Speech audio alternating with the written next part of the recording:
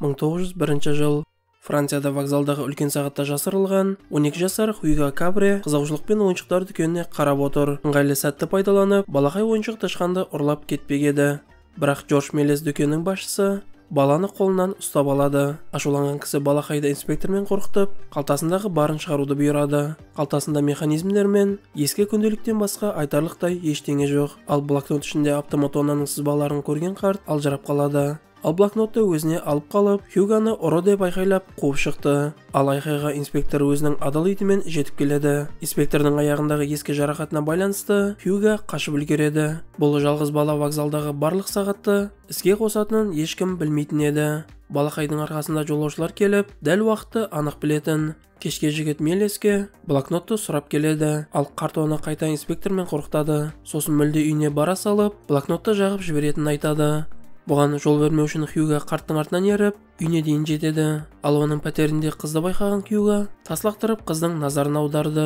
Ал Изабель далаға шыққанда блокнотты жағып жібермеуін қадағалауды өтініп, ол үшін маңызды екенін айтады.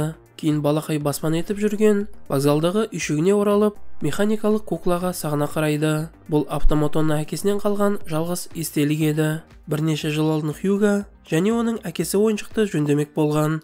Хьюгоның анасы туылған сәтінде жан тапсырса, оның әкесі сағатшы болып, бүкіл күн бойы дүкенде отыратын болған. Ал түнде музейде нәпақасын тапқан.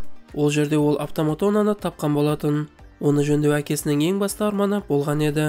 Және оны жүзеге асырып та үлгерген болатын. Тек жүрек формасындағы кілт жетіспейді. Бірақ музейдегі кезекті күні ол жер отқа оранып, Хьюгоның әкесі қайтыс болады. Хьюгоны ішкі шағасы Клауд вокзалға алып келеді және сағаттарға қарауды үйретеді. Содан бері жігіт барлық уақытын сонда өткізетін. Ұрланған булочкалармен қоректеніп, инспектордың көзіне түспеуге тырысатын. Келесі күні Хьюго тағы да блокнотты алуға Мелеске келеді. Онсыз автоматонаны жөндей алмайтын.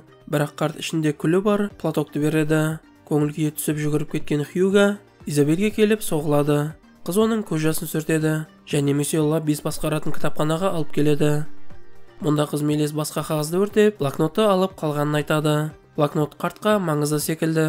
Себебі ол әйелмен ол жайлы бүкіл кеш бойы сөйлескен болатын. Тіпті Мелес көз жасын төгіпті. Жігіт блокноттың бүтін екенін білген соң дүкенге жол тартады. Бұл жолы Джордж Мелес балаға өзі сындырған ойыншық тышқанды жөндеуге береді.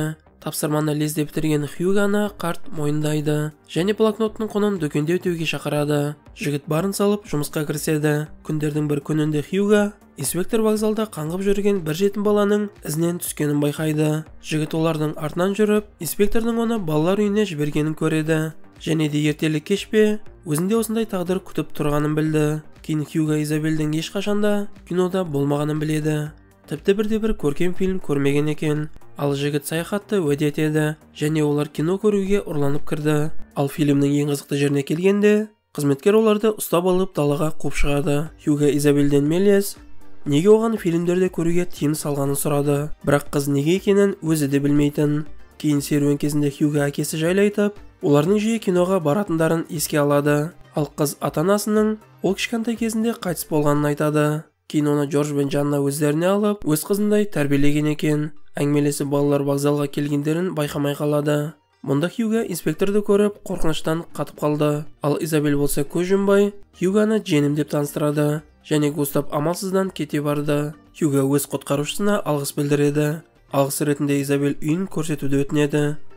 Жігіт қатты ойланып, кейін тіпті қашып кетеді. Адамдар Изабельді соға өтіп, қыз Хьюгоны шақырады. Жігіт артына қайтып қызға көмек береді. Кейін Хьюго қыздың мойнындағы жүрек формадағы кілтті көріп, райынан қайтып қызды үйіне ертеді. Ол қызға автоматоннаны көрсетеді және олар қызығушылықпен оны іске қосады. Хьюго автоматонна арқылы әкесінен хабар аламын деп ойлайды. Бірақ үміт ақталмады. Қағазға бір-екі рет сызып, кукла тоқтап қалады. Хьюго болса сынып кетеді. Себебі ол әкесінің кукласын жөндеп, ешқашан жалғыз болмаймын деп ойлаған болатын. Бірақ кенет қайта механизм іске қосылып, сурет салады. Хьюго бұл суретті әкесімен көрген фильмдерде байқағанын есіне түсіреді. Кейін Изабель Хьюгоның әкесінің автоматоннасы неге Джордж Мелес деген жазуды қалдырғанын түсінбейді. Кейін олар Джордждың үйіне аттанды. Оларды жанына күтіп алып, Изабельден бейтаныс бала неге жүргенін сұрайды. Хьюго дым демей қағазды ұстатты. Суретті көрген Жанна сендер не істеп қойдыңдар деген сөзбен орындыққа отыра кетті. Хьюго мұны автоматонна салғанын айтады.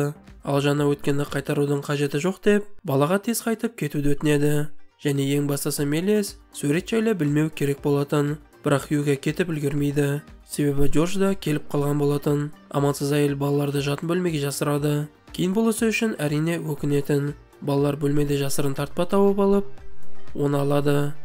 Изабель астындағы орындық құлап кетіп, тартпамен төменге құлайды. Шуға келген Мелис мыңдаған шашылып жатқан иллюстрацияларды көреді. Ашу атына мінген Мелис парақтарды жыртып бастады. Ал Жанна жарын тыныштандырып, бұл сенің жұмыстарың ғой деп айқай салады. Кейін Джордж жігітке қатыгез екенін айтып, жылай бастады. Хьюға жағдайды көріп, амалсыз кетеді. Ертесіне балалар кино академияға аттанып, Ребекка Табараның алғашқы кинофильмдер жайлы жазған кітабын ашады. Біраз бет парақтаған соң, олар ұлы кино қоюшы Джордж Мелис жайлы ақпаратқа тап болады. Джордж пленка армандарды таспалай алатынына алғаш сенген адамдардың бірі. Бірақ бұл кітапта бір қате дүние болатын. Джордж Мелис өмірден озған деп жазылған екен. Изабель мен Хьюға әңгімесіне Ребекка Табараның өзі араласады. Ал Изабель оған оның өгей әкесі Джордж Мелис шындығында тірі екенін айтты. Табара оларға сенбей, Мелистің өмірі мен шығармашылық жиналған музейге алып келеді. Табара ұлы кино қоюшының өнерімен оның түсірілім алаңына алғаш барғанын айтып жатқанда, Хьюға Джорджтың фильмдерін көрсетуді өтінеді. Ол Джордждың 500 дерлік фильмдері жоғалып, тек біреу ғана сақталғанын айтты. Кейін Хьюға Мелиске оның сақталған фильмін өзара көрсетіп, оның шығармаларын көретін адамдар барын көрсеткісі келеді. Осылайша ол қартқа қолдау көрсетпек еді. Изабель идеяны қолдағанымен, кейін сенімсіздік танытып, екі ойлы болып қалады. Ол қыздың күмәні Хьюға үшін түнгі қорқынышқа айналады. Алғаш оның кесірінен үлкен пойыз жолына шатасып, вокзалдың жартысын қиратқанын көрді. Сосын оның өзі жүрегінің орнына механизм тұрған қоршаққа айналғанын көреді. Таңертең Хьюғаны жағымсыз жаңалық күтіп тұрды. Оның ағасы Клауд алқашты, полицейлер суға батып кеткенін анықтайды. Денесіне қарап оның суда бірнеше ай жатқаны белгілі болды. Бұл жайлы лезде инспектор Густопқа жеткізді. Мұны естіген инспекторда көптеген сұрақтар пайда болды. Егер Клауд өлсе, осы уақыт ішінде сағаттарды кім қосып отыр? Кешке жақын сағат 7-лер шамасында Хьюға Роберті Табараны Мелистің үйіне алып келеді. Жанна болса олардан кетуді өтінді. Себебі оның күйеуі жәшікпен болған оқиғадан соң өзіне келмеген еді. Ал Табара сәтті пайдаланып, Джордж Мелистің шығармашылығын мақтап өтеді. Жанна бұл сөздерді естіп бір қуанып қалды. Табара сосын әйелге әлі де фильмдердегідей көркем екенін айтады. Балалар Жанна Мелистің барлық дерлік фильміне түскенін естіп аң-таң болды. Қонақ үйде жайғасып Табара Мелистің Айға саяхат атты танымал фильмін көрсетеді. Дауыстарды естіген Мелис бөлмеге кіріп келді. Табара бір орында қатып қалады. Себебінің кумирі дәл алдында тұр еді. Қиындықтар Джорджды әбден қартайтып жіберген екен. Бірақ ол жиналғандарға сонда да өз оқиғасын айтып беруді шешеді. Ол фокусник ретінде бастаған екен. Ал Жанна оның әріптесі болыпты. Джордж одан бөлек өнер тапқыш болған. Сондықтан ол көп уақытын машиналар арасында өткізген екен. Бір күні ол тіпті барлық махаббатын салып, автоматонаны жасапты. Бірақ бір күні жәрмеңкеде ағайындылар ойлап тапқан кино проекторды көреді. Және Мелис лезде оған ғашық болып қалады. Оған қоса бұл өнер табыстан болашақ көре бастайды. Ағайындылар кино проекторды сатуға бас тартқан соң, Джордж өзінікін жасап алады. Кейін Жанна екеуі қолындағы барын сатып, өздерінің кино студияларын ашады. Мелис өзі сценарий жазып, декорацияларды өзі ойлап табады. Оған қоса түсірілім кезінде барлығын өзі қадағалайтын. Джордж өзінің фантазиясымен жаңа әлемдер ашатын. Ал Жанна оның музасы болатын. Олардың бақыты бітпестей көрінді. Бірақ соғыс басталып, Мелистің фильмдері ешкімге қызық болмай қалады. Оған қоса қоғам талабы да өзгеріп, Джордж депрессияға түсіп кетеді. Мелис декорацияларын жағып, пленкаларын қайта өңдейтін фермаға сатып жібереді. Қалған ақшасына ол вокзалдан ойыншық дүкенін сатып алды. Және ең баста жоғалтуы автоматонна болатын. Джордж оны сатуға қимай музейге береді. Ал музей өртеніп, автоматоннада күл болады. Осылайша оның өмірінде жасағандарынан түк қалмайды. Автоматонна жайлы естіген Хьюға қуанышын жасыра алмай, вокзалға тарта жөнелді. Жігіт Мелиске автоматонасын қайтарып, сыйлық жасағысы келген болатын. Бірақ ол үнемі қорқатын жағдай орын алады. Инспектор Густав балақайды ұстап алып, торға қамап тастайды. Инспектор балалар үйіне келісіп жатқанда, Хьюға қашып үлгереді. Осылайша қуғын басталды. Нәтижесінде Хьюға сағат тіліне асылып қалады. Бірақ барлығы орнында қалды. Осы кезде инспектор кетіп қалады.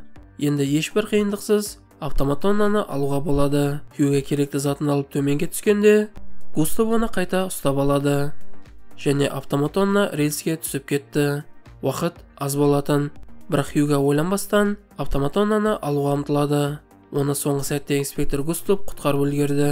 Инспектор Хьюгоны лезде балалар үйіне жібермек еді, бірақ Джордж пайда болып, бұл менің балам деп айтты. Осылайша жетім Хьюго отбасылы болады. Кейін жақын арада Роберті табары үлкен кеш ұйымдастырып, көп қонақтар шақырады. Мұнда ол Джордж Мелестің өмірі мен шығармашылық жайлы баяндап, оның жоғалған фильмдерін тауып жатқанын хабарлайды.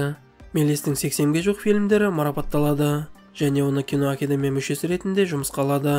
Мелес сахнаға шығып, мұның барлығы бір батыл баланың арқасында екенін айтып, өз фильмдерін көрсетуді бастады. Ал Изабель тағдырға Хьюго Кабре есімді жігітті жолықтырғанына мың алғыс айтады. Достар, осымен киноның соңы. Егер ұнаған болса, лайктарыңызды баса кетіңіздер. Келесі кездескенше.